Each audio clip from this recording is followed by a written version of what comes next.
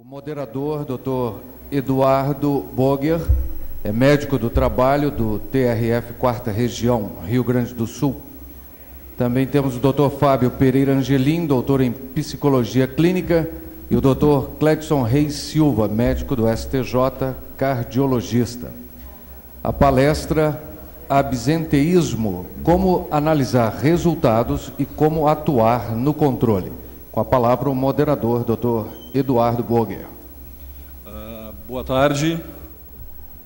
Inicialmente eu gostaria de fazer agradecimentos à comissão organizadora que proporciona a manutenção desse espaço para que a gente possa trocar experiências, compartilhar com os colegas e aprender sobre a realidade do trabalho dos colegas em todo o Brasil. Também aos palestrantes que ocuparam o seu precioso tempo preparando a palestra que agora vão apresentar, e a todos vocês que estão aqui, que estão longe da rotina do trabalho de vocês, dos familiares, e que estão prestigiando para enriquecer este congresso. Lembro que a qualquer momento todos podem fazer questionamentos sobre o tema absenteísmo e encaminhar a essa mesa, e sugiro que façam referência ao nome, ao lugar do trabalho e, se possível, algum contato eletrônico para que, na eventualidade de não poder ser respondida a dúvida nesse momento, que eles possam encaminhar as respostas. Então, vamos iniciar com o primeiro palestrante, o Dr. Cledson Reis Silva. Ele é médico aqui do STJ, cardiologista, e vai nos expor a sua palestra sobre absenteísmo. Boa tarde a todos. Agradecer à comissão organizadora, na figura do Dr. Andral, pelo convite para apresentar esse tema sobre absenteísmo.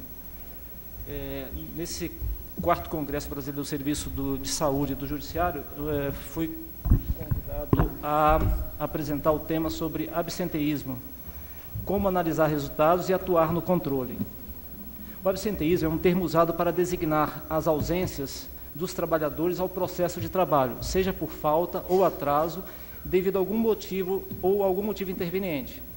As razões podem ser de ordem pessoal, biológica, ambiental, social, familiar, financeira, funcional, etc. Esse absenteísmo ele pode ter um nexo direto ou indireto da doença com a atividade laboral, no caso das doenças. E a causa pode ser predominantemente médica, física ou mental, ou uma causa funcional, uma insatisfação no trabalho, os conflitos não gerenciados ou desmotivação para a atividade laboral. E esse absenteísmo também pode não ter relação com a atividade de trabalho. Por exemplo, as doenças da família, problemas pessoais, traumas físicos, acidentes, doenças crônicas, cirurgias plásticas, ginecológicas, etc. O que compõe o índice de absenteísmo de qualquer instituição tem como fonte principal as licenças para tratamento de saúde e a licença por motivo de doença na pessoa da família. Essas duas licenças são amparadas pela Lei 8.112 e suas modificações. É concedida com base em perícia médica, sem prejuízo da remuneração, tanto a licença para tratamento de saúde, quanto a licença por motivos de doença em pessoa da família. Vale lembrar que o índice de absenteísmo também é composto pelas ausências não justificadas. A Comissão Internacional de Saúde Ocupacional definiu alguns índices que podem ser utilizados para avaliar o absenteísmo nas instituições. O índice de frequência, deixa eu ver se eu uso isso aqui melhor.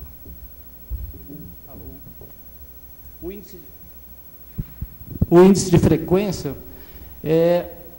que avalia o número de inícios de licença por ano em uma determinada população sob risco. O índice de duração, que identifica o número de dias de ausências por ano numa população de risco. O índice de prevalência momentânea, que é o número de trabalhadores ausentes em um determinado dia dividido pela população referente no mesmo dia. Outro índice é a duração média das licenças, que a gente usa muito, que é o número de dias perdidos no período dividido pelo número total de licenças no mesmo período. e a proporção de tempo perdido, que é o número de dias de trabalho perdido em determinado período de tempo, dividido pelo número de dias de trabalho programados no mesmo período multiplicado por 100. Baseado nessa proporção de tempo perdido, o CNJ publicou um índice de absenteísmo para ser utilizado pelos serviços do judiciário no Brasil inteiro. E ele definiu esse índice, a fórmula do índice de absenteísmo, e para que fosse alcançado metas de redução desse absenteísmo até 2014. E a fórmula determinada, sugerida pelo CNJ, foi o total de ausência de servidores dividido pelo total de servidores vezes o total de dias úteis do período vezes 100. Só que essas ausências, por exemplo, o total de servidores, principalmente o total de dias úteis, foi interpretado de maneira regional em diferentes serviços. Por exemplo, no TJ do Rio de Janeiro, o índice de absenteísmo calculado como meta foi 2% a partir de 2,31% de 2010. Em 2014 era para ser alcançado 2%. No entanto, a fórmula utilizava o número de dias úteis para calcular. Então, excluía os finais de semana e os feriados. Nesse outro serviço da Justiça, utilizando como fonte o CNJ, foi observado o índice de absenteísmo de 0,02%. E a meta era manter isso até 2019. Certamente utilizou aqui o índice de faltas não justificadas, porque o índice em torno de 2% a 3% é considerado como normal. Nessa outra instituição, tinha como linha de base o ano de 2007, 2,33% como índice de absenteísmo base, e para ser alcançado 2,2% em 2014. E aqui ele utilizava o número de dias totais do ano. Então, a gente percebe que a interpretação da fórmula sugerida pelo CNJ está sendo utilizada de forma diferente em instituições diferentes. No TRF da 5ª Região, utilizou também o número de dias úteis, e o índice de base em 2010 era 2,2%, para ser alcançada uma meta de 1% em 2014. A sugestão, que é um dos objetivos desse congresso, é uniformizar condutas, para que a gente tenha parâmetros de comparação. A ideia, então, é utilizar um absenteísmo, o número de dias não trabalhados, faltas justificadas e não justificadas, dividido pelo total de servidores vezes 365 dias. Assim a gente uniformiza e elimina os fatores regionais, feriados, finais de semana, etc. Então, se uma das propostas é unificar, a gente tem que sugerir isso para o CNJ. Já utilizando os dados obtidos no STJ, vou apresentar alguns dados obtidos a partir das licenças. Nós analisamos as licenças de 2006 a 2012 e observamos que as licenças para tratamento de saúde, licença acompanhante, licença gestante, elas tinham um padrão em torno de, isso falando em número de licenças, em torno de 3.000, 3.500 até 2010. Em 2011 e 2012, houve um aumento significativo desse valor para em torno de 5.400 em 2012, tanto nas licenças para tratamento de saúde, quanto para licença acompanhante. Houve um aumento, que era uma meta que diz licença para acompanhar a pessoa da família, em torno de 700, subiu para 1.200 e 1.400 em 2012. As licenças gestantes se mantiveram e o total das licenças subiu bastante também, mas a gente vai comentar alguma coisa a respeito. Em número de dias afastados, já não falando em número de licenças, nós estamos falando em dias afastados, nós tínhamos uma média de 21.000 dias por ano de afastamento. Em 2011 e 2012, houve um aumento significativo também do número de dias de afastamento. E em relação à média de dias não trabalhados por atestado, nós tivemos uma diminuição, uma manutenção ou até mesmo uma diminuição. A média de dias não trabalhados por licença era em torno de 5,5, 5,7, e em 2010, 2011, 2012 diminuiu discretamente, significando que aquele aumento do número de dias não trabalhados foi gerado possivelmente por licenças de curto período. pessoas que não apresentavam atestado, certamente começaram a apresentar atestado. Pessoas que vinham trabalhar com certo desconforto, a partir desse momento, utilizaram o instrumento da licença médica para obter o afastamento. O nosso índice de absenteísmo nós tínhamos, a meta do STJ é manter o índice de absenteísmo abaixo de 3.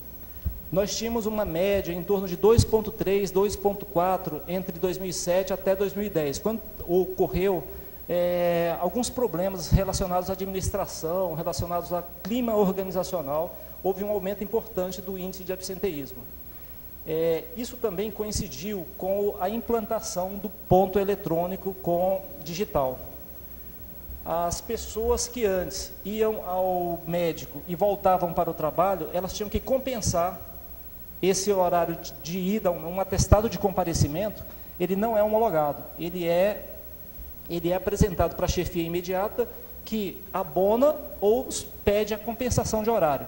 Então, o paciente, a partir do ponto eletrônico, ele ia ao médico e não aceitava do médico o pedido de a licença comparecimento.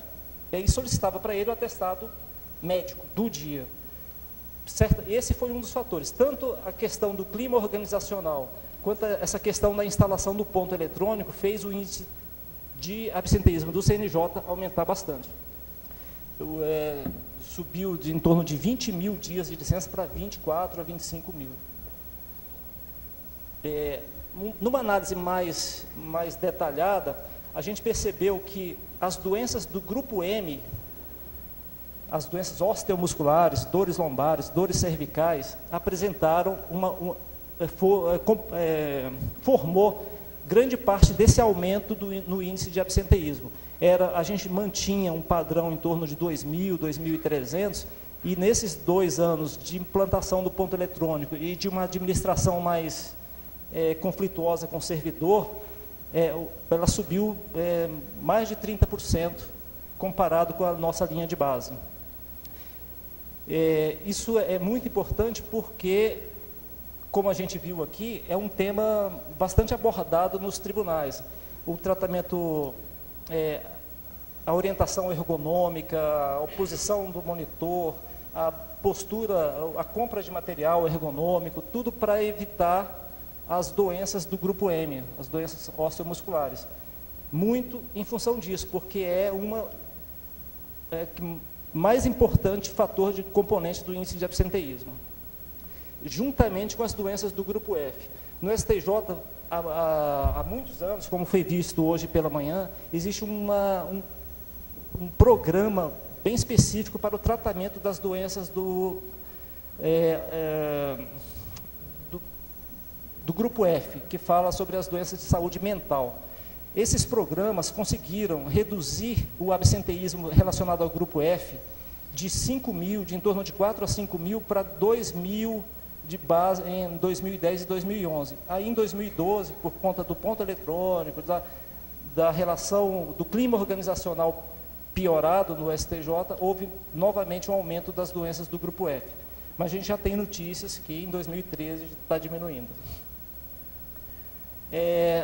Uma outra avaliação que a gente analisou foi as doenças que geraram mais de 1.000 dias de afastamento.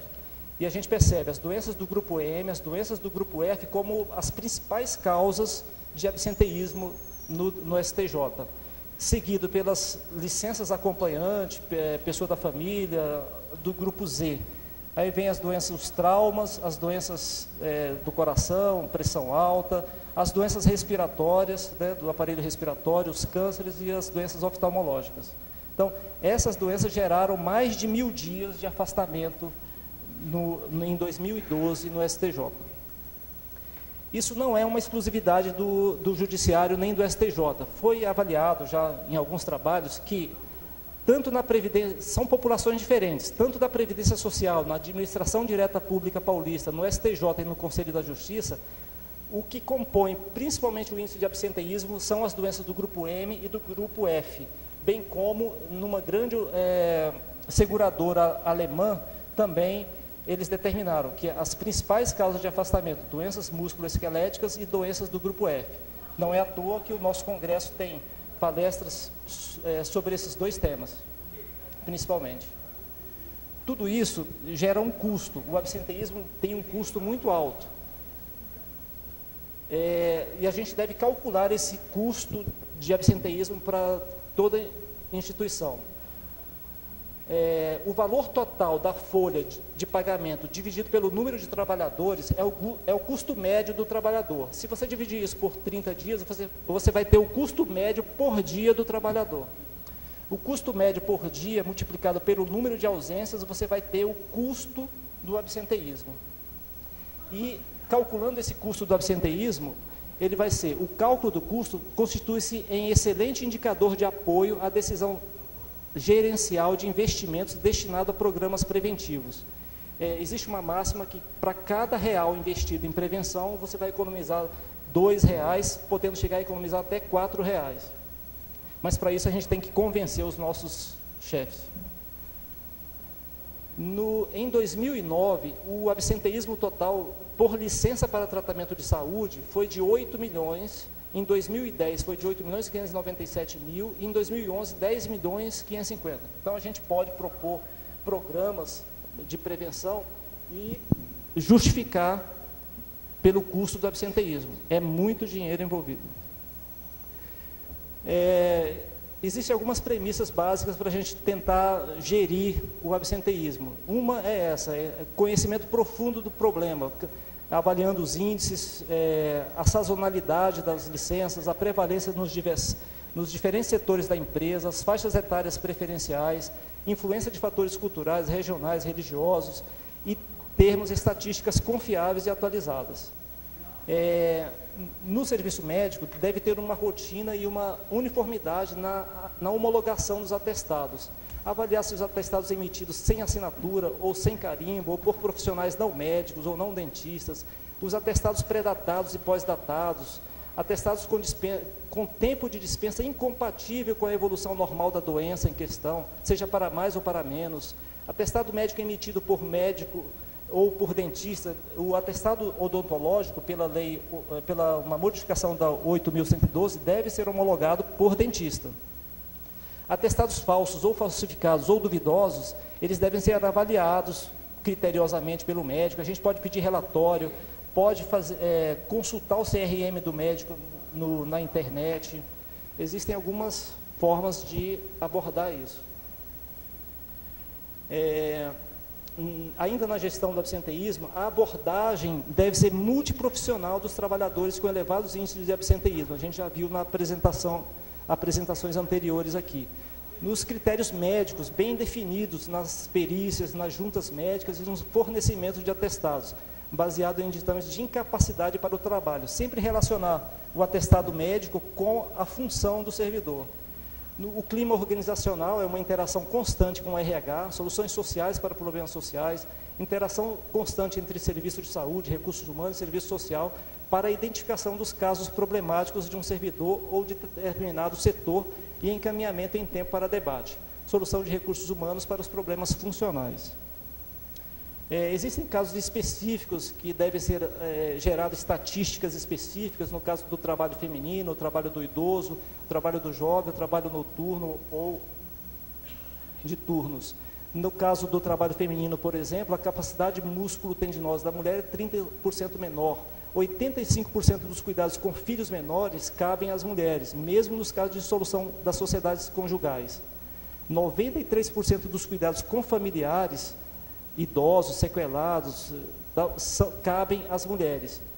Isso é importante porque o absenteísmo da mulher, no que diz respeito a acompanhar a pessoa da família, é muito alto.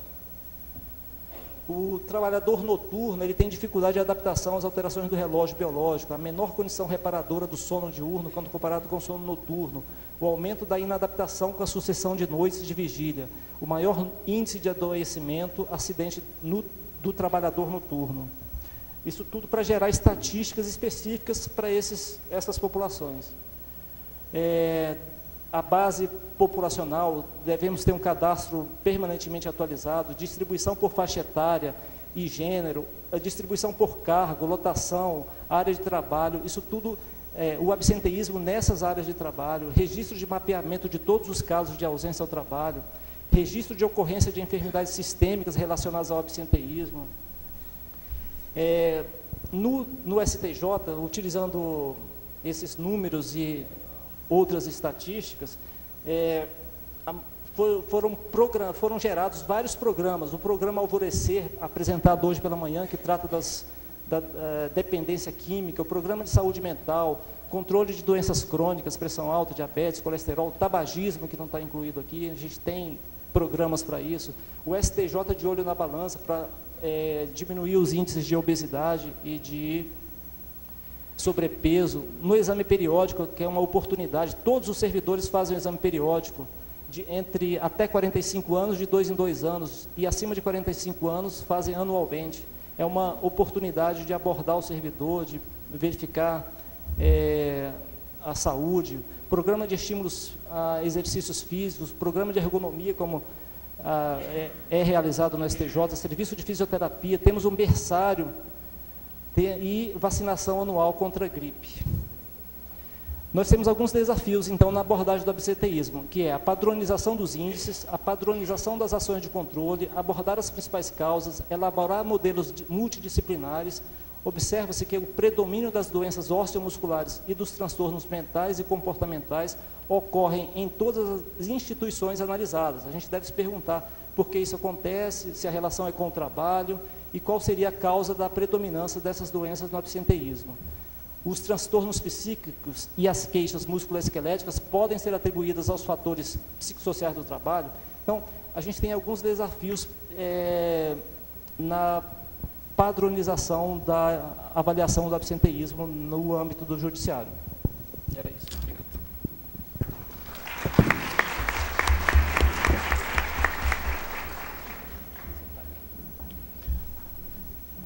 Bem, gostaríamos de dar seguimento, então, agora convidando o Dr. Fábio Pereira Angelim, doutor em Psicologia Clínica, a realizar a sua palestra.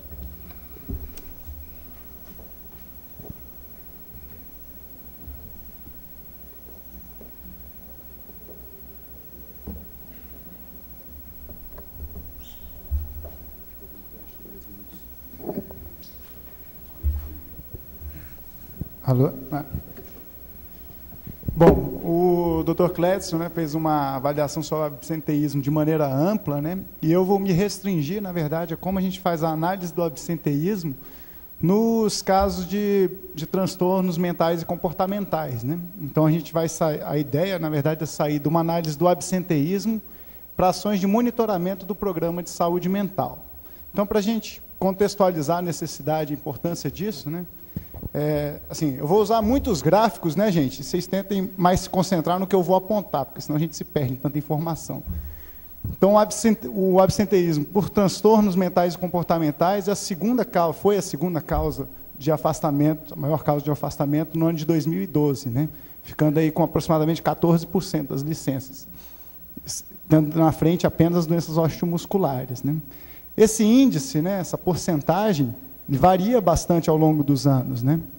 Então, o que é importante para a gente, na verdade, não é estabelecer necessariamente uma meta de quantos deve ser, mas tentar entender os motivos pelos quais, né, qual o contexto faz com que esse índice ele mude ao longo dos anos, né? Então, a gente teve uma queda expressiva de 2008 até 2011 e a gente teve uma elevação desse índice de novo em 2012, né? Então, quais são os objetivos mesmo, quando a gente pensa numa análise de absenteísmo no programa de saúde mental? Primeiro, é a gente conseguir identificar os grandes grupos de transtornos mentais, com maior prevalência anual. Por que eu chamo a atenção para isso? Porque acabava que, na rotina do trabalho, né, os casos de transtornos mentais, eles acabam mobilizando muito a equipe, né? Se você pegar um caso de uma tentativa de suicídio, isso mobiliza a equipe de saúde, mobiliza os colegas de trabalho, mobiliza o gerente, e a gente para discutir muito aquele caso. Então, essa mobilização acabava fazendo a gente discutir muito os casos em si. E a gente perdia um pouco de perspectiva esses grandes grupos, né, que a gente pode trabalhar em termos de prevenção e de tratamento priorizando. Então, o primeiro objetivo é identificar esses grandes grupos de transtornos mentais que ocorrem no STJ. O segundo é utilizar esses índices de absenteísmo para priorizar as ações do programa de saúde mental, né?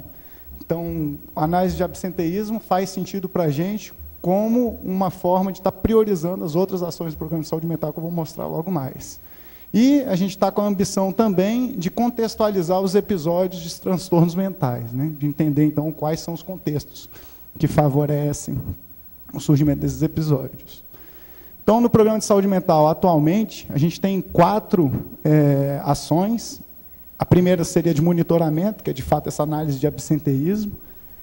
A segunda é o de tratamento mesmo, e aí nós temos 2 psiquiatras, temos psicólogos clínicos, né, que somos 5, temos 3 assistentes sociais, temos também a equipe que trabalha em parceria muito estreita da Secretaria de Gestão de Pessoas, que nós temos mais 4 psicólogas lá na SGP. As ações de prevenção, né, a gente tenta, então, pensar as ações de prevenção em 3 níveis. A prevenção primária, onde a gente propõe algumas ações que são universais.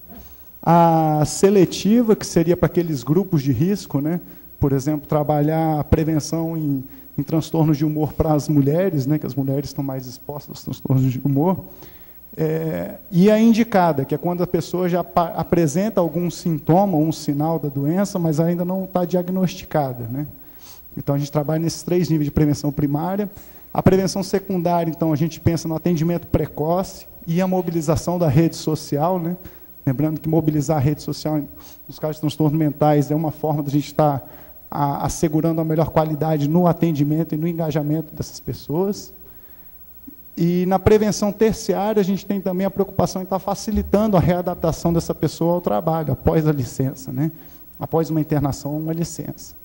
E a 4ª grupo de ação que a gente tem é o de perícia, né?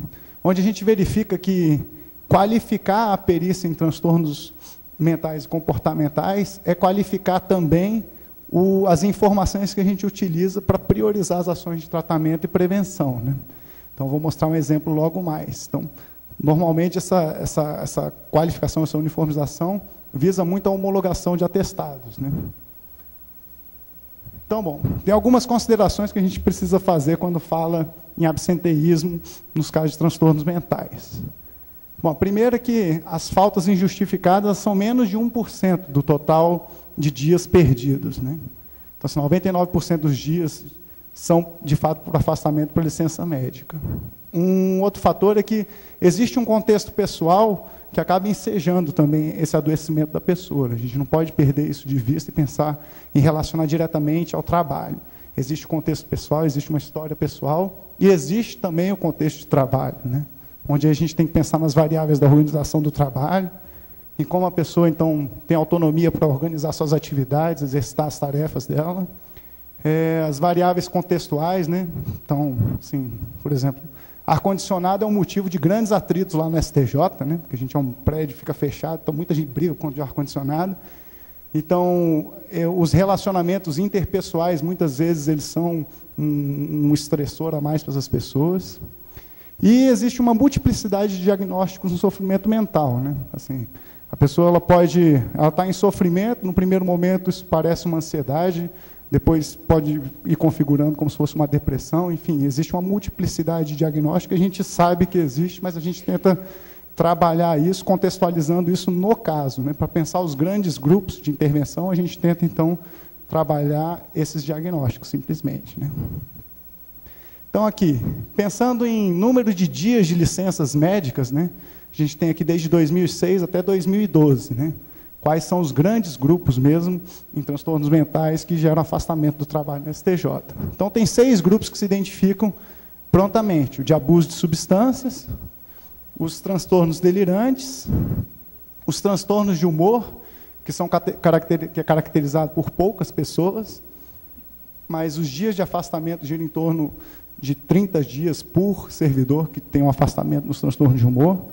Os transtornos neuróticos e de ansiedade, que é quase o inverso dos transtornos de humor, né? São muitas pessoas tiram as licenças e são poucos dias. Os transtornos alimentares, que são basicamente 2 casos de anorexia, que a gente tem no STJ, e os transtornos de personalidade, né? Então, o que é uma experiência muito bacana, né? Quem viu hoje pela manhã a apresentação do programa Alvorecer, viu a estrutura que a gente teve, né, assim, a gente conseguiu mobilizar uma equipe interdisciplinar que trabalha integradamente com a Secretaria de Gestão de Pessoas para fazer a prevenção e o tratamento do abuso de substâncias na STJ. E isso conseguiu, de fato, diminuir bastante o índice de afastamento associado ao abuso de substâncias, né? Mas o que a gente percebeu, né? Que toda aquela estrutura do programa Alvorecer acabou sendo grande demais para o desafio do abuso de substância, quando a gente tinha outros grupos que mereciam ser priorizados também, né? Então, o que a gente tem feito atualmente não é que a gente desfez o programa Alvorecer, mas a gente está ampliando a experiência do programa Alvorecer para fazer, de fato, um programa de saúde mental que abarque todas essas categorias aqui, né? E essa experiência ela não é tão simples assim, não dá para transplantar a experiência que a gente tem com abuso de substâncias e tratar os casos de transtorno de humor, né? Assim, tem especificidades para abordar cada caso, para acolher cada caso e para tratar cada caso, né? Essa experiência que a gente tem vivenciado. E tem uma questão aqui que eu acho que é importante, quando a gente fala de qualificar as ações periciais, é que, conversando com o nosso psiquiatra, né, o doutor Eduardo, a gente aproveitou um curso, né, de capacitação em perícia para os médicos clínicos na STJ e convencionou-se, então, que transtorno de personalidade não enseja licença para tratamento de saúde, né? Como é a característica de personalidade da pessoa, a pessoa tem que apresentar algum diagnóstico, de fato, aí relacionado a algum contexto, para ela tirar essa licença médica, né? Então, transtorno de personalidade em si, né, pensando DSM, como é eixo 2, não enseja a licença para afastamento, para tratamento de saúde. Então, isso acabou praticamente zerando aqui, né? Que foi uma ação mais pericial mesmo, né? Então, pensando no absenteísmo, tem duas dimensões que são fundamentais para a gente considerar, né? Uma é a prevalência, e essa prevalência aqui são, de fato, dos dias de afastamento, né, para licença de tratamento de saúde. A gente não está considerando aqui as pessoas que têm alguma doença, mas elas não tiram licença, né, porque esse daí seria um trabalho bem mais difícil para a gente fazer, e seria difícil também para a gente comparar com os anos anteriores. Então, aqui, a gente está se atendo apenas aos dias de afastamento, né? Então, a gente tem, nos transtornos neuróticos e de ansiedade, a maior prevalência, né, seguido por quase a metade da prevalência nos transtornos de humor, e aí depois a gente vem, então, com abuso de substâncias, né? Os transtornos delirantes de anorexia e bulimia têm uma prevalência semelhante, né? Mas é importante considerar essa prevalência. O grau de comprometimento, né? Assim, quando a gente conversa no programa de saúde mental, a gente entende que é sempre saudável retomar essa discussão, né? Por quê? Porque o sofrimento em saúde mental ele tem uma dimensão muito subjetiva mesmo, né? Tentar tornar objetivo o que é esse sofrimento, o que é esse comprometimento do sujeito, é sempre arbitrário, né?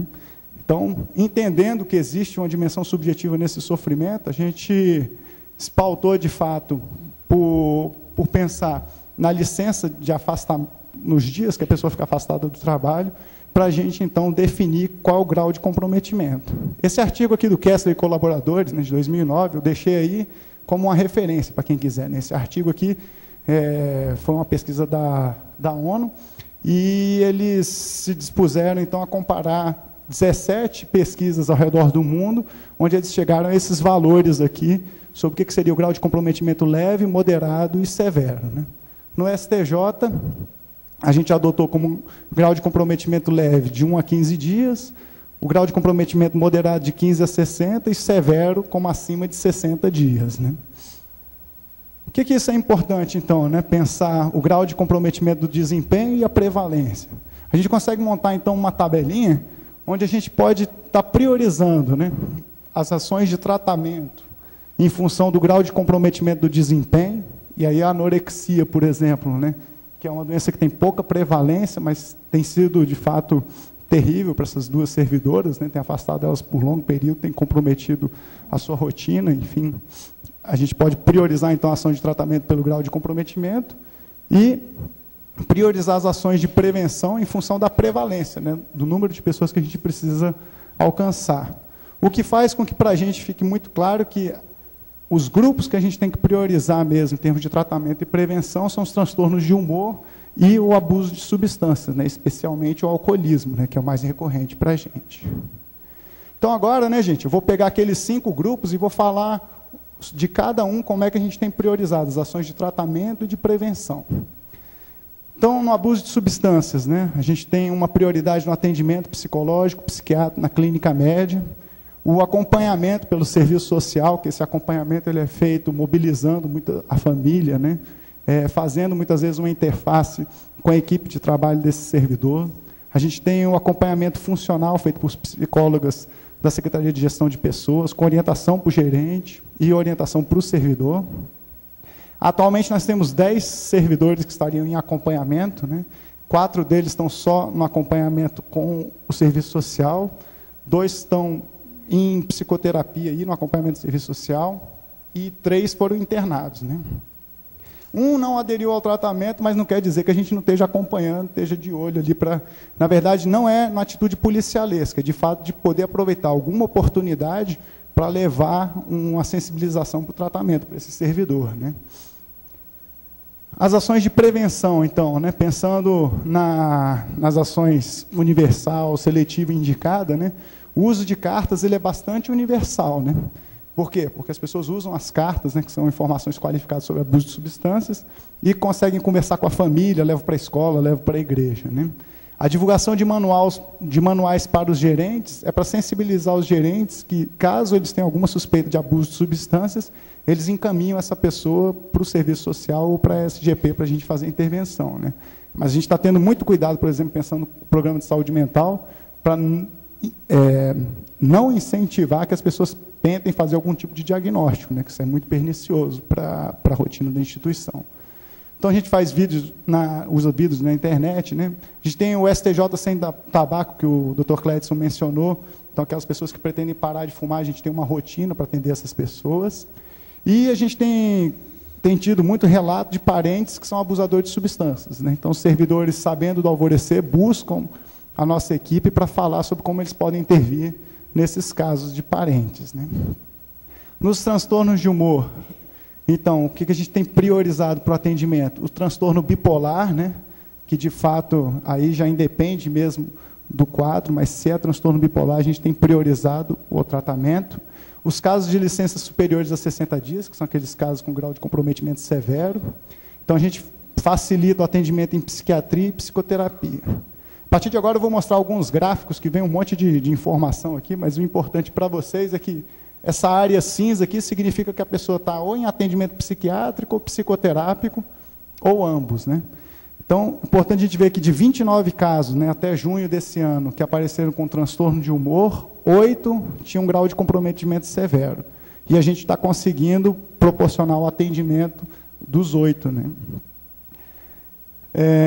Então, em termos de prevenção, o que a gente faz? A gente faz a busca ativa dos servidores com licenças superiores a 60 dias, né? Então, de fato, sabendo dessa situação, ou os médicos encaminham esse servidor para o psiquiatra ou para o psicólogo, se isso não acontecer, o psicólogo entra em contato mesmo para tentar sensibilizar essa pessoa, ver se ela está fazendo o atendimento e sensibilizar para começar a se engajar no tratamento, né?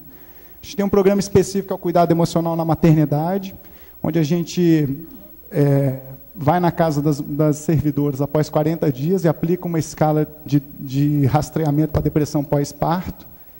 E se a pessoa, se a servidora, né, tiver acima de 12 pontos nessa escala, ela é encaminhada, então, para uma avaliação com um psicólogo e com um psiquiatra para ser sensibilizada para o tratamento. Isso aqui também é uma forma de mostrar para servidores que existe uma atenção à saúde mental e elas já vão entendendo esse cuidado da secretaria com elas, né? Nos transtornos de ansiedade, né, a gente tem priorizado o tratamento para os casos severos, né, do grau de comprometimento, que aí é semelhante ao que é feito com transtorno de humor, e de 59 casos que nós tivemos até junho desse ano, 3 foram severos, né? E os 3 estão em acompanhamento psiquiátrico, né? O que a gente propõe, então, em termos de prevenção? A gente, fazendo o curso de gerenciamento do estresse, a gente tem observado que na avaliação psicológica, a gente usa o teste da Marilda Lippe, os sintomas psicológicos eles são muito mais expressivos que os sintomas físicos. Então, a gente tem dado um enfoque maior na explanação sobre ansiedade nos cursos e utilizado o curso para trabalhar tanto as questões de estresse quanto esse alerta sobre as questões de ansiedade. Uma coisa que foi importante para a gente foi colocar o curso dentro da estrutura de capacitação do STJ, né? Então, a gente colocou, valendo o adicional de qualificação, o que, num primeiro momento, a gente achava que estava misturando o que é saúde, o que é capacitação, mas a gente vê que é uma forma de entrar com o discurso de saúde mental na capacitação dos servidores, né? Uma coisa que é importante a gente pensar nos transtornos de ansiedade é que o contexto para os transtornos de ansiedade é muito importante, né? E quando a gente conversou, né, no final do ano passado sobre quais são os contextos que estão favorecendo mais ansiedade para os servidores da STJ, os relatos dos profissionais, né, psicólogos, assistentes sociais, psiquiatra, foi de retorno de outra cidade para trabalhar em Brasília, notícia de doença na família, adaptação à gestão no trabalho e sequestro relâmpago, né, que acabam sendo aqueles relatos que mais impressionam a gente.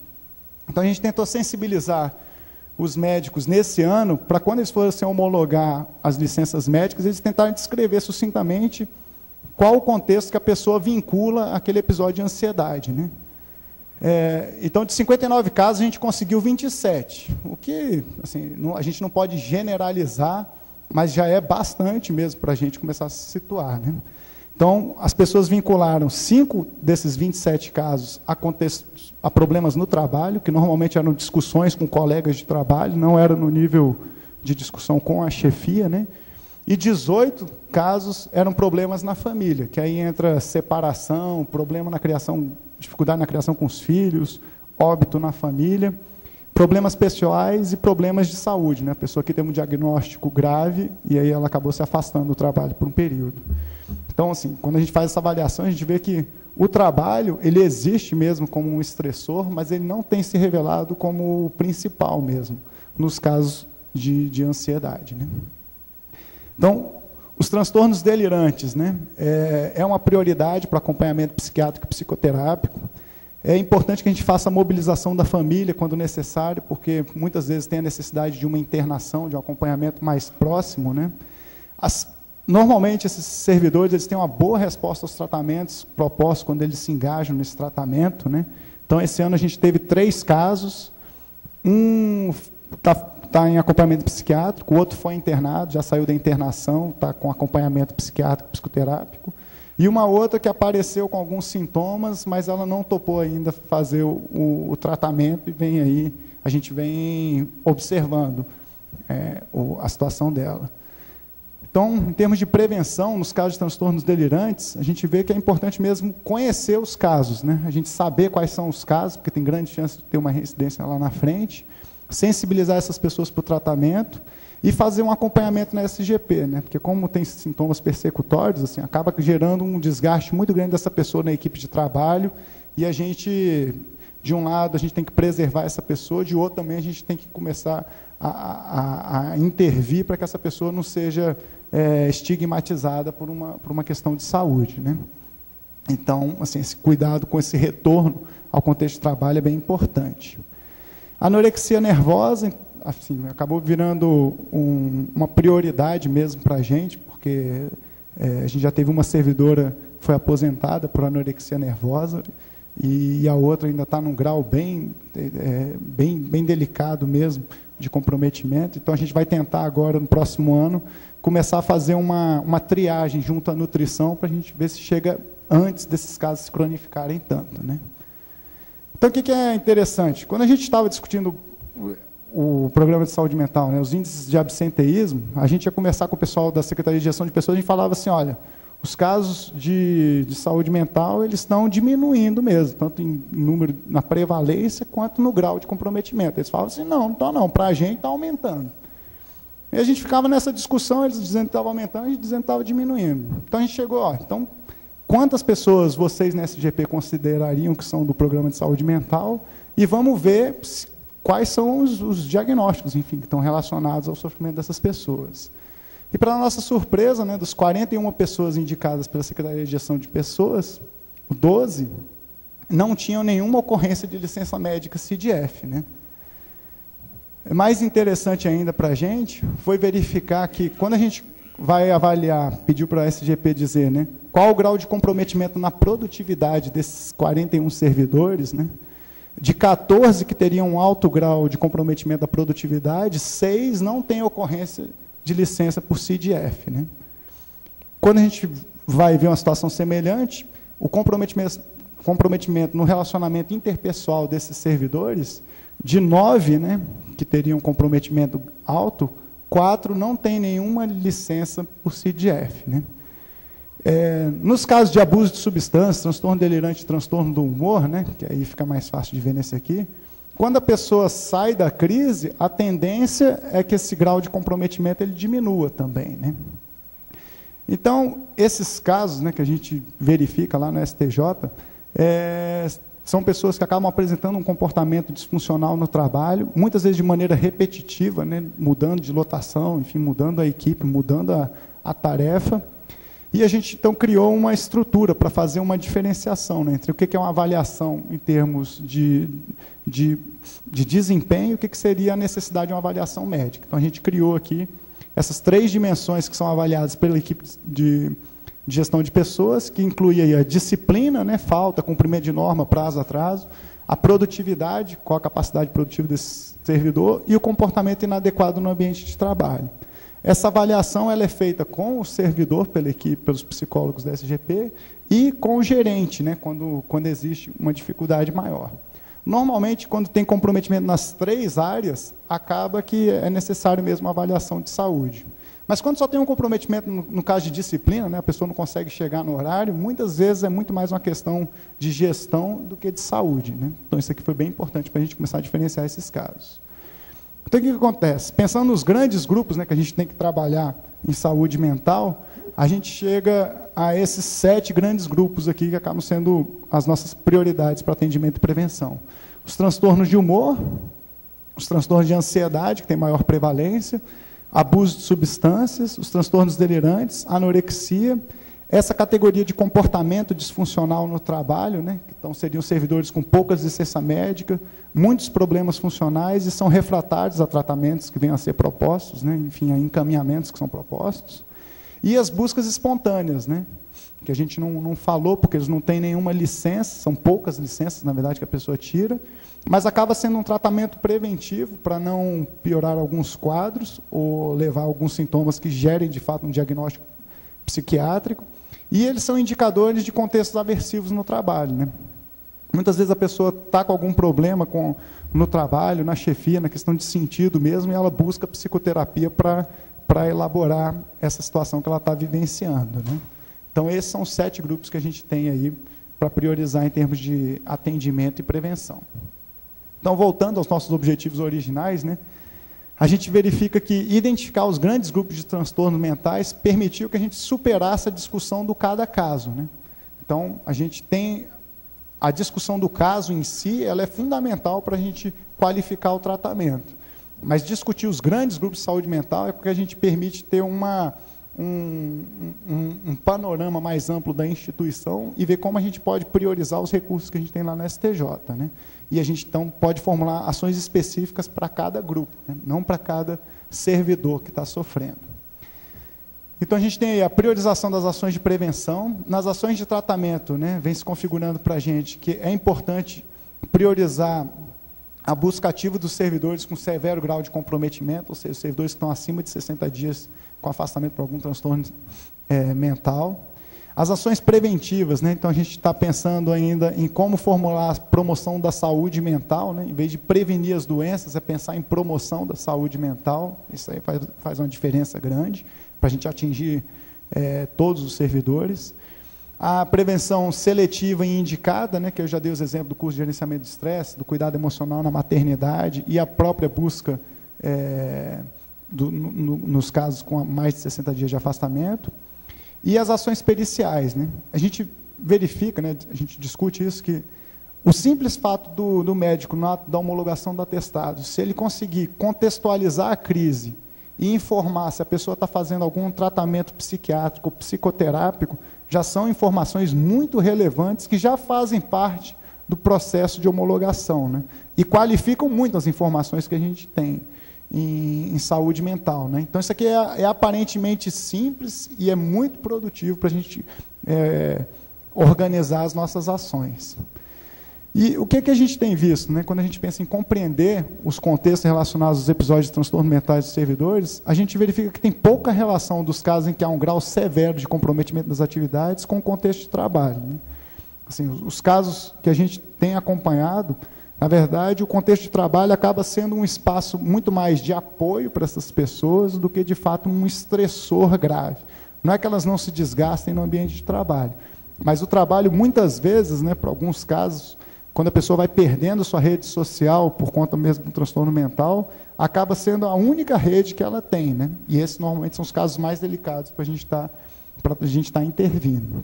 Então, para fechar, a gente tem percebido, né, que a discussão periódica desses grandes grupos dos transtornos mentais, ela tem refinado a nossa discussão sobre saúde mental no STJ, né? Permitindo aí que a gente pense sobre as variáveis pessoais, sociais, funcionais e de desempenho dos servidores, né?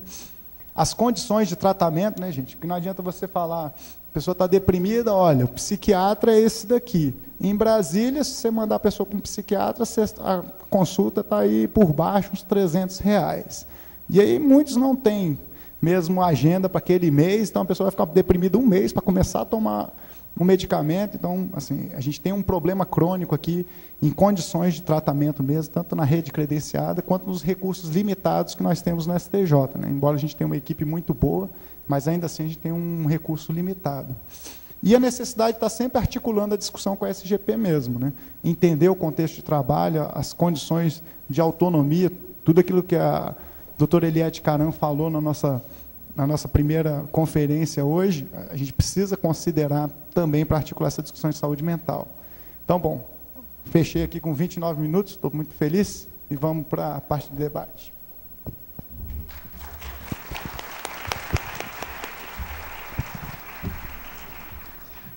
Bem, encerrado então a parte expositiva, doutor Fábio, vamos ter um bom espaço aí para questionamentos,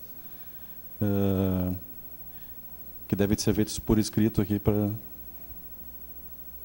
Eu gostaria de fazer um questionamento, vocês têm, ao doutor Fábio, vocês têm alguma comparação em relação a índices de prevalência, incidência da população, do universo dos servidores que vocês trabalham, com índices de prevalência, incidência da literatura?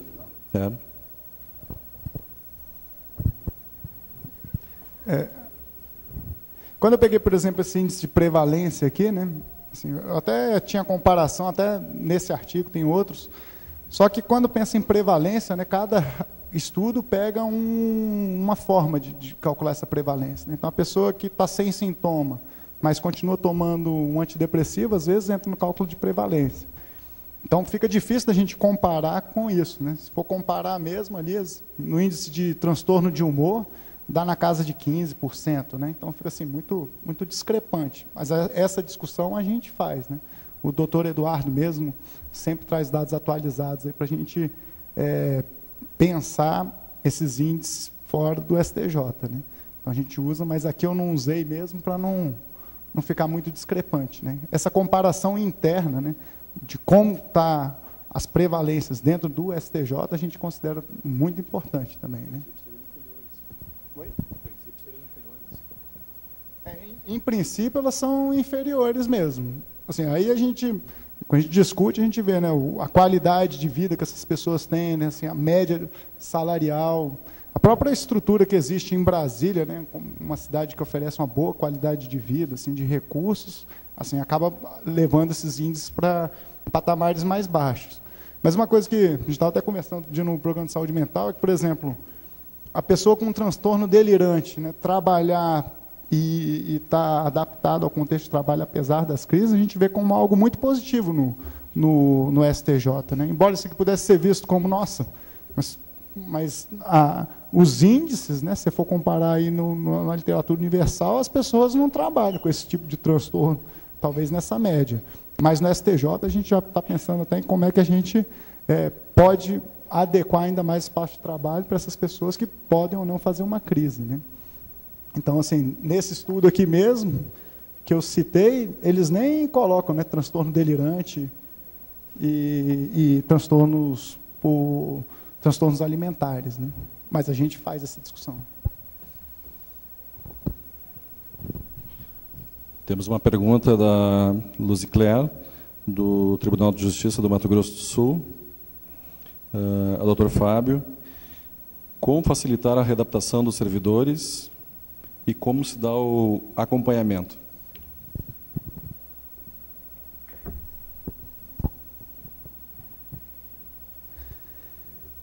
Assim, essa facilitação da readaptação dos servidores, né, acontece até de uma maneira nem tão programada assim. Os psicólogos que trabalham na SGP, como eles trabalham numa sessão específica para movimentação de pessoas, eles acabam conhecendo muito bem muitos dos gerentes do STJ, e conhecem muitas das equipes do STJ, né? Então, acaba facilitando muito deles saberem como é que a pessoa está no seu ambiente de trabalho, qual o grau de cumplicidade que existe numa equipe de trabalho, né? Então, e até de saber quais sessões no tribunal, às vezes não pela tarefa, mas pelo suporte que a equipe dá, são mais favoráveis para facilitar a recuperação de um servidor, né? Então, assim, esse conhecimento mesmo que os psicólogos da SGP têm, eu acho que é uma dos nossos tesouros mesmo, em pensando a readaptação, né? Então, por exemplo, a gente teve um caso mesmo de um servidor com transtorno delirante esse ano, assim, teve um desgaste muito grande com a equipe, por conta dos sintomas mesmo, enfim, das discussões que ele tinha, e ele acabou sendo, depois de 15 anos nessa equipe que ele estava, ele acabou sendo lotado num outro contexto de trabalho e fez vínculos muito positivos com essa equipe, a ponto de 4 meses depois de sair da internação, ele já está se sentindo bem nesse novo contexto de trabalho, né? Uma coisa que eu acho que é importante também, e eu acho que é um mérito também dessa qualificação do processo pericial, é que as pessoas tendem a voltar para o trabalho depois que a crise está de fato superada, né? Se você pensar assim, a pessoa que fez uma internação e aí o psiquiatra querer trazê-la logo para baixar o índice de absenteísmo tão somente, esse não é o caso lá no STJ, né? Pelo contrário, né? Se oportuniza para que essa pessoa de fato melhore, esteja bem, para que ela possa voltar. Isso é importante, de um lado, para o servidor, obviamente, porque ele tem que se cuidar mesmo, e de outro, para também não ficar desgastando as equipes, né? Ou o contexto de trabalho, tentando forçar a barra para o servidor estar voltando, né? Então, eu vejo assim, que essa condição de saúde do servidor é fundamental para ele conseguir, de fato, se readaptar, né?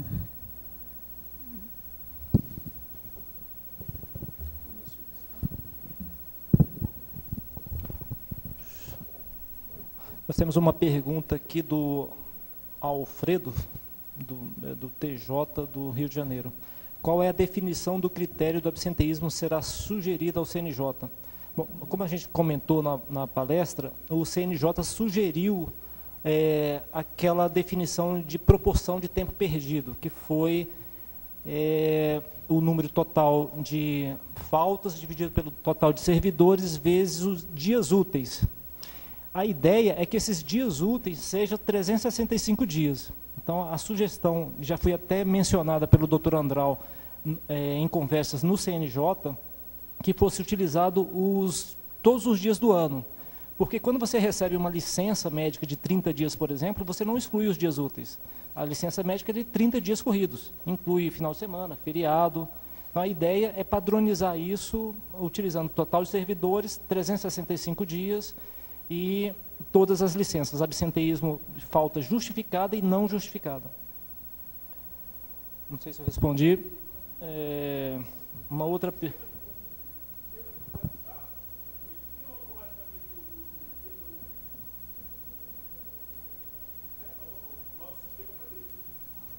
Pois é, mas...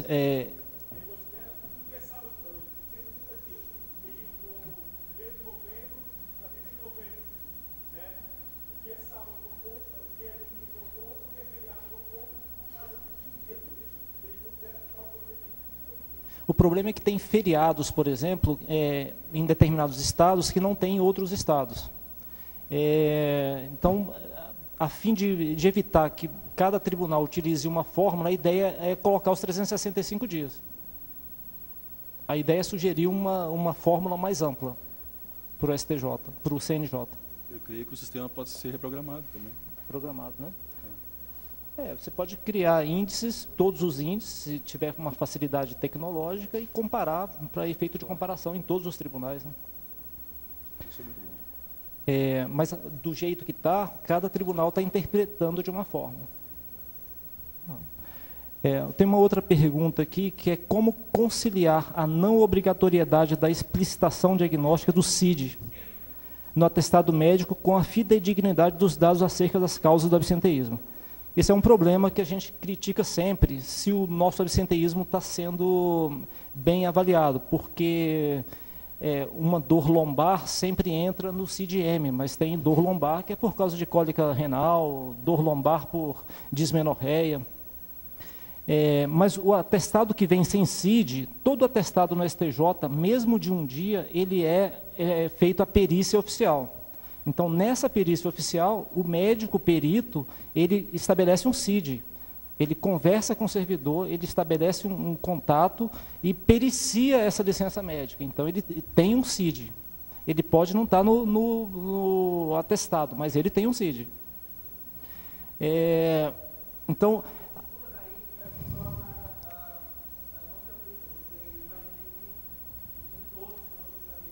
Todos são... Ok. A Lei 8.112, ela prevê que atestados até 15 dias possam não ser periciados, possam passar direto. Mas no STJ a gente pericia mesmo atestado de um dia. Todos passam por perícia oficial. Com ou sem CID? Com ou sem CID. A gente define o CID, coloca lá. A gente conversa com o servidor.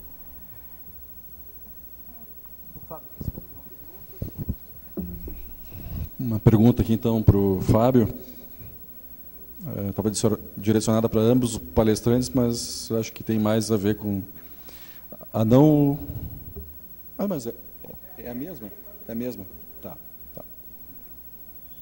Em relação ao absenteísmo de causa psíquica, grupo F, que envolva a situação de conflitos nas relações de trabalho, onde há grande diferença hierárquica. Por exemplo, técnico para analista e magistrado. Qual solução ou intervenção já foi tentada?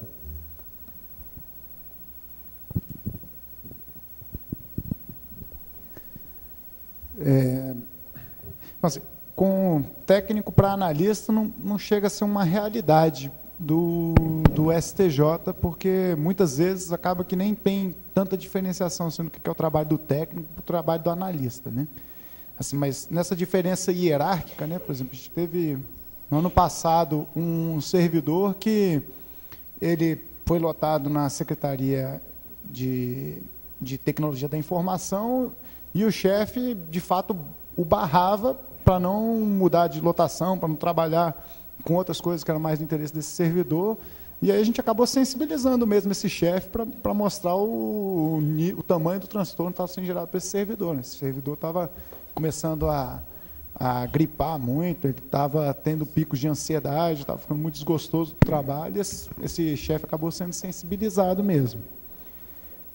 Em relação aos magistrados, né, acaba que a gente tem uma dificuldade em lidar com essas questões que envolvem os gabinetes dos ministros no STJ, porque muitas vezes as licenças médicas mesmo são abonadas por um chefe de gabinete, por exemplo, né? Então, essa não é uma situação corriqueira para a gente intervir. Então, o que a gente tem pensado, uma das estratégias é, de fato, tentar uniformizar, por exemplo, o uso de licenças médicas em gabinetes no STJ, né? Talvez comece a aparecer mais essas questões. Mas, então, basicamente, para responder a pergunta, a gente tenta, de fato, entender o problema desse conflito aí gerencial e sensibilizar o gerente, uma vez que haja esse problema. Normalmente, essa sensibilização ela vai ser feita pela equipe da Secretaria de Gestão de Pessoas, né? O psicólogo clínico, o psiquiatra, não vai lá sensibilizar o gerente ou verificar se existe esse problema mesmo, não, né? Essa é uma especificidade mesmo da gestão de pessoas, né? Mais uma pergunta aqui para o Dr. Fábio, da Cláudia Marcuso da Rosa, TRT da 10ª Região. Como é feito o retorno ao trabalho dos servidores que ficam em grandes períodos de licença médica? Se existe algum protocolo? E se é feito um acompanhamento após o retorno ao trabalho? A gente não chega a ter um protocolo para o retorno desses servidores, né? Mas acaba sendo, assim, quando pensa assim, em grandes períodos de licença médica, eu penso aí a partir de 120 dias, né, que a gente tem essa situação, e a gente não chega a ter um protocolo, mas é muito cuidadoso mesmo, né?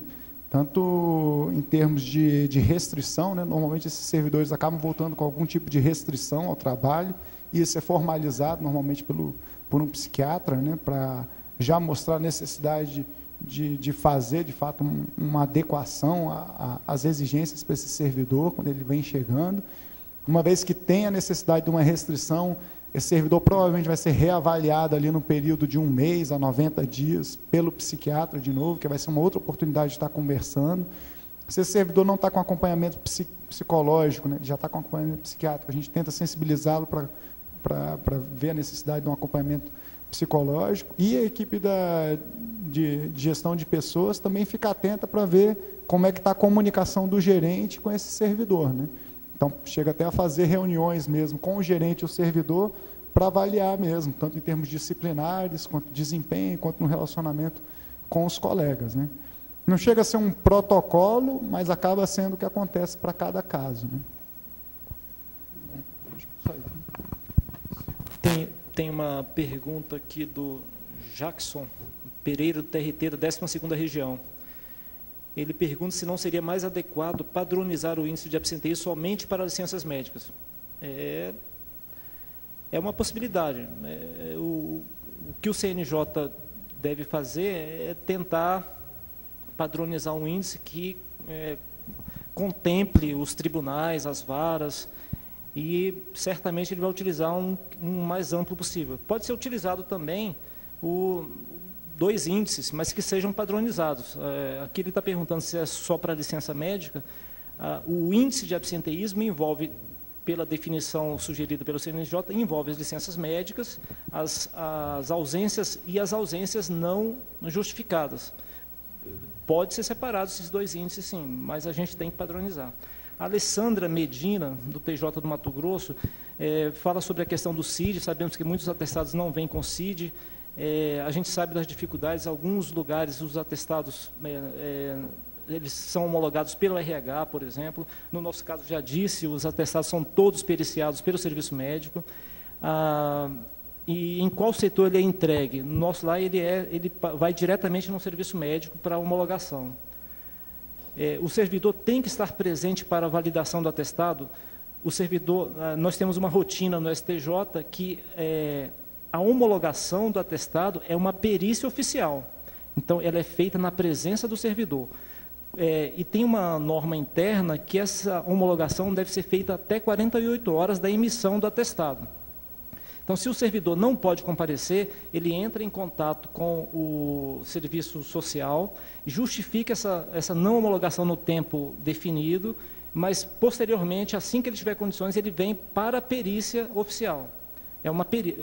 A homologação é um ato pericial, exige a presença do servidor.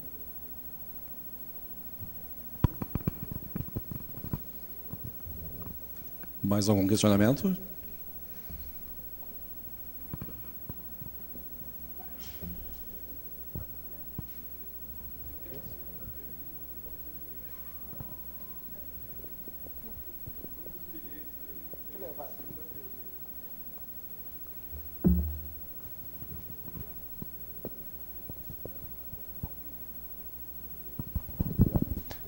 André Luiz, do TJ Maranhão, médico. Houve uma pergunta que foi encaminhada, foi respondida o segundo item, né, que era da relação entre analistas técnicos, não era um com o outro, né, mas é o que mais traz problema, que a gente observa, nessas posições de hierarquia mais amplas, né, mais distantes, né.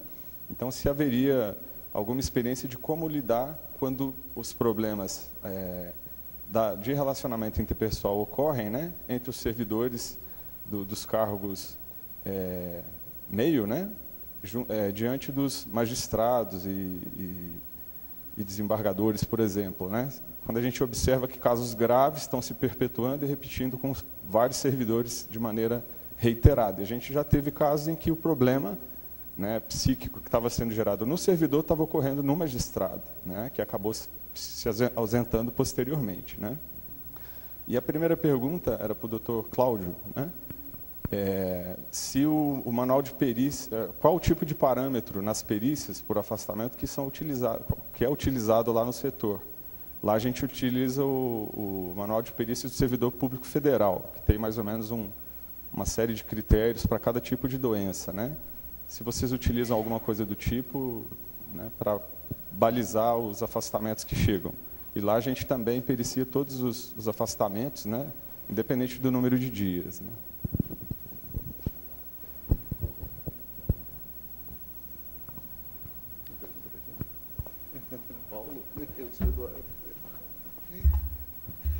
Para quem seria a pergunta?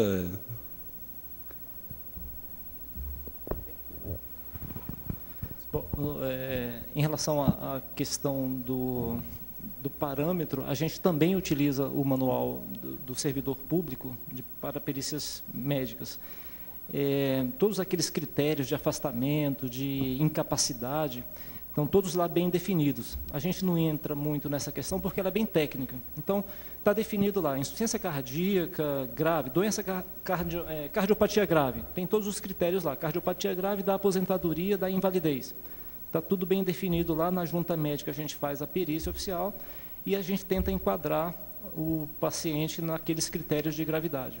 Insuficiência renal, Parkinson, está tudo lá muito bem definido. Quando existe dúvida, a gente pede relatórios, a gente pede pareceres de outros especialistas. Basicamente isso. Também existem outras referências, como os consensos, né? No caso das cardiopatias, o segundo consenso de cardiopatia grave, e também algumas diretrizes do INSS sugerindo condutas que são importantes também.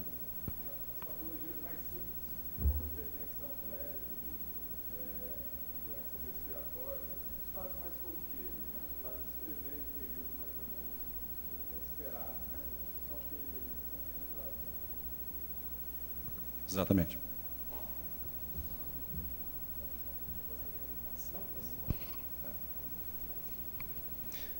Bem, então eu finalizo. Tem mais questionamentos? Os médicos que fazem as perícias, eles são funcionários do STJ ou é um médico credenciado? E se eles são funcionários, eles também têm alguma atividade assistencial ou eles são médicos estritamente peritos? A gente joga em todas as posições, mas nós temos psiquiatras, nós temos, e são todos do quadro, todos concursados e do quadro do STJ. Nós temos 2 psiquiatras, 1 ortopedista, 3 ginecologistas, 5 clínicos, 5 cardiologistas, e todos a gente passa por treinamento na avaliação dessas perícias, nas restrições, nas juntas para aposentadorias. Então, é um serviço grande e todos são servidores concursados. E a gente faz também a questão assistencial. A gente tem 3 grandes áreas lá. A questão assistencial, preventiva e a de perícias médicas. Quando se trata de um periciando que eventualmente já tenha sido assistido por um médico que vai avaliar ele como perito, não gera um viés, ou pelo menos não gera um questionamento nesse sentido? Como é que vocês conseguem dirimir esse tipo de conflito? Toda vez que um paciente é acompanhado, o médico assistente faz parte do quadro, ele é excluído da junta médica. Isso a gente tem essa preocupação, sim. Embora essa parte assistencial, em determinado momento, a gente sugere ao paciente que tenha um médico assistente fora do tribunal também. Como nem todos têm um quadro de servidores grandes, como o STJ, acho interessante também expor o que a gente faz. Nós somos 5 no TRF da 4ª Região, e a conduta é a mesma. Nosso tipo de atividade é o mesmo, é preventivo, assistencial e perícias. E sempre se procura excluir o profissional que tenha uma relação com o afastamento, com o tipo de atestado, ou mesmo muito comprometimento com a pessoa que está sendo periciada. Na eventualidade de não existir alguém dentro número de médicos suficiente dentro do quadro para compor uma junta, 3, a gente contrata um serviço que é licitado de perícias externas para complementar ou mesmo para fazer toda a avaliação.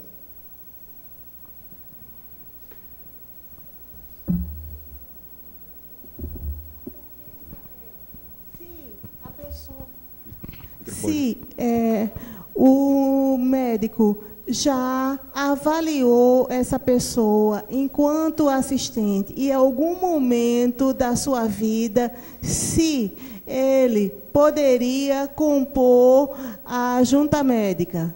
Não é exatamente se ele é atualmente assistente e esse assistente vai então compor essa junta para avaliar essa pessoa, mas se em algum momento foi médico assistente. Bem, eu acho que eu tenho condições de responder. Na verdade, essa pergunta ela existe porque existe o contexto de que o médico que faz a assistência, ele tem uma relação com a pessoa que é uma relação de confiança, de receber as informações e de acreditar. E na relação pericial, isso já dito pelo Conselho Federal de Medicina, pode existir uma relação até de mútua desconfiança, de que a pessoa não vai ser atendida no seu pleito, e do médico que a pessoa possa estar tentando receber alguma vantagem, alguma coisa, e tentando enganar ao médico. Na verdade, eu acho que isso é bom senso, porque a gente tem que analisar assim, que as situações como ideais, como seriam ideais imaginadas, e aquilo que a gente pode trabalhar. Né? Nós, além de servidores públicos, nós somos também cidadãos brasileiros e pagamos impostos. E na medida que isso onera demais o Estado, começar a exigir um corpo enorme de médicos para avaliar separadamente perícias, assistências, eu acho que isso também traz uma repercussão negativa para nós todos como cidadãos.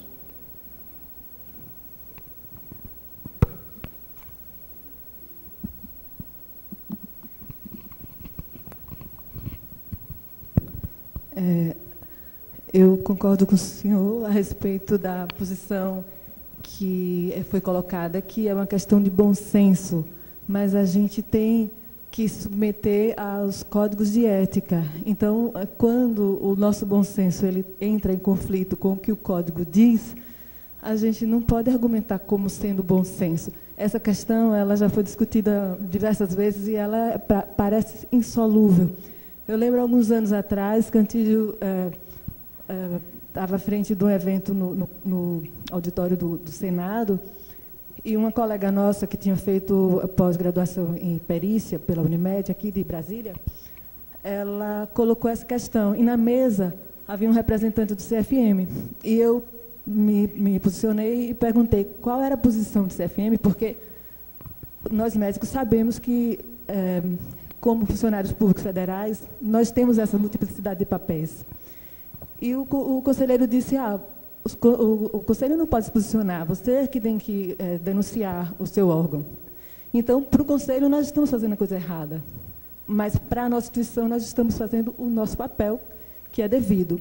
Então, eu acho que cabe sabe, uma reflexão que está além da gente, acima da gente. Eu acho que as instituições têm que se posicionar, porque esse conflito ele existe e vai existir até que alguém resolva harmonizar o nosso papel como funcionário público federal e médico e a posição que o Conselho defende, porque nós temos que respeitar o Código de Ética. E o Código de Ética diz que isso não depende do bom senso. Concordo, minha opinião depende do bom senso. Eu acho que a gente tem condições de dizer quando pode ou não ser isento, mas o Conselho não vê dessa forma. E se alguém me denunciar ou denunciar um outro médico que faça isso, infelizmente, minha defesa não vai funcionar. E eu trabalho no tribunal em que só existem 2 médicos. Assim como o meu tribunal, vários outros nesse país são compostos por 2 médicos no seu corpo clínico, para fazer todo esse papel: medicina do trabalho, perícia, assistência, urgência e o que mais pedirem para a gente, né? Eu concordo com a colocação. Eu acho que isso não está longe de ser um consenso e acho que urge realmente algum tipo de posicionamento por algum órgão ou até um estudo aprofundado para que isso seja melhor esclarecido. Com relação à questão do bom senso, não é só o bom senso do médico. Na verdade, isso não se trata só da perícia médica. Todo perito, né, quando ele tem obrigação de demonstrar o impedimento quando ele tem suspeição ou quando ele acredita que esteja suspeito. E isso a gente segue à risca.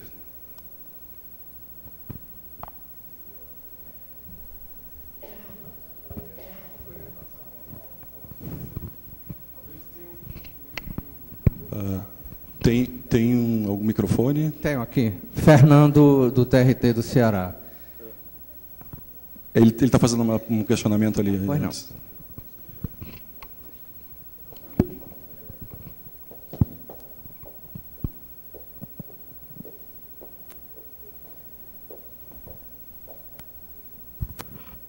Na verdade, o Código de Ética e o posicionamento do CRM, CFM, ele não é contrário, não, né? Eles sempre orientam. O médico assistente, ele não deve participar de perícias, e o contrário, né? Então, ele deve se declarar suspeito. O que ocorre é que já houve uma reclamação por parte dos peritos, se eu não me engano, era da antiga FUNASA, né? Os próprios médicos entraram na justiça questionando essa obrigatoriedade que eles eram submetidos a trabalharem na assistência e na perícia. E o judiciário disse que não, eles tinham que manter o serviço fazendo os 2 tipos de assistência. Então, na verdade, não parte do CFM ou do CRM e nem dos cursos de pós-graduação, de graduação em perícia, isso é claro, é ensinado. Agora, o que ocorre, que eu vejo, é que a gente está numa situação de um relativo conforto, que é o quê? São perícias administrativas no serviço público. Então, tem um baixo risco de problemas para o perito, né? Então, ele acaba aceitando.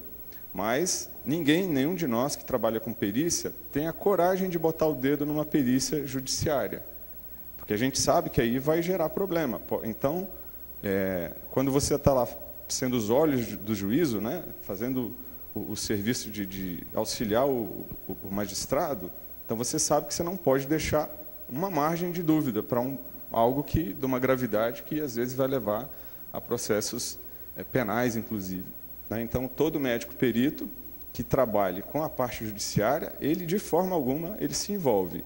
E, no serviço público, a gente é obrigado, né? Mas, assim, ainda lá no Tribunal de Justiça do Maranhão, a gente tenta, ao máximo, evitar. Então, quem trabalha com a parte de perícia faz atendimento emergencial, mas a assistência, não, né? Agora, um caso ou outro surge, né? E aí, então, ele não participa. Ou, do contrário, ele ajuda na discussão, mas ele não entra na elaboração do laudo, né?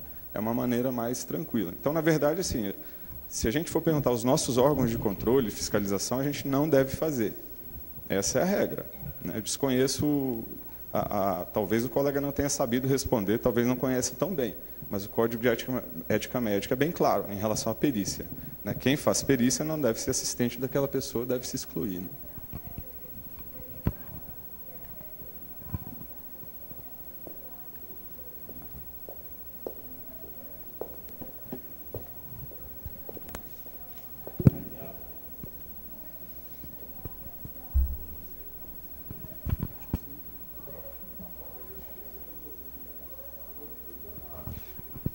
Vamos dar espaço para o colega fazer uma última pergunta, um último questionamento. Fernando, TRT, da 7ª Região. Entrando nessa mesma questão, no meu tribunal só somos 3 médicos, né? Existe um certo conflito entre a atividade assistencial e pericial, mas a exemplo do que ocorre também na advocacia, ela, além desse conflito de confiança a que o doutor Eduardo se referiu, há também o problema de angariar a clientela. No âmbito do direito administrativo, das perícias administrativas, isso não há problema, porque o nosso periciado não é nosso cliente. Agora, se eu trabalho num tribunal que tem 3 médicos e um paciente eu tenho que atender com uma crise hipertensiva, eu vou estar impedido de fazer qualquer atividade pericial nesse paciente para sempre. E como é que eu vou desempenhar a minha função que eu sou obrigado por lei? É uma coisa que eu acho que existe um aprofundamento mais demorado sobre isso. Evidentemente, num tribunal como o do Dr. Cleiton, que existem 5 ginecologistas, se um é o paciente, é o médico que trata uma paciente de endometriose, obviamente, por uma disponibilidade de médicos, outro médico pode fazer as perícias nessa paciente. Mas no caso da colega que é do tribunal, do Exército, da 20ª Região, lá só existem 2 médicos. Pelo menos até recentemente havia 6 TRT que só tinham 2 médicos. Então, é uma coisa muito difícil. Se um médico atende eu acho que se um médico atende um paciente com amigdalite e passa um antibiótico, esse médico vai ter o seu tirocínio turvado para sempre em relação a esse paciente. Ele não vai mais ser considerado isento para fazer perícias. Eu acho que é uma coisa que tem que ser muito repensada. Bem, então, eu vou, dado o avançado da hora, eu queria lembrar vocês que amanhã, às 11 até às 12h30, existe uma palestra que é Perícia Médica, Dúvidas Mais Frequentes no Ato Pericial e Proteção da Atividade Pericial, em que a gente pode estender e aprofundar esse debate. Então, eu gostaria de agradecer a presença de todos, dos nossos palestrantes, e entregar os certificados pela participação aqui. Obrigado.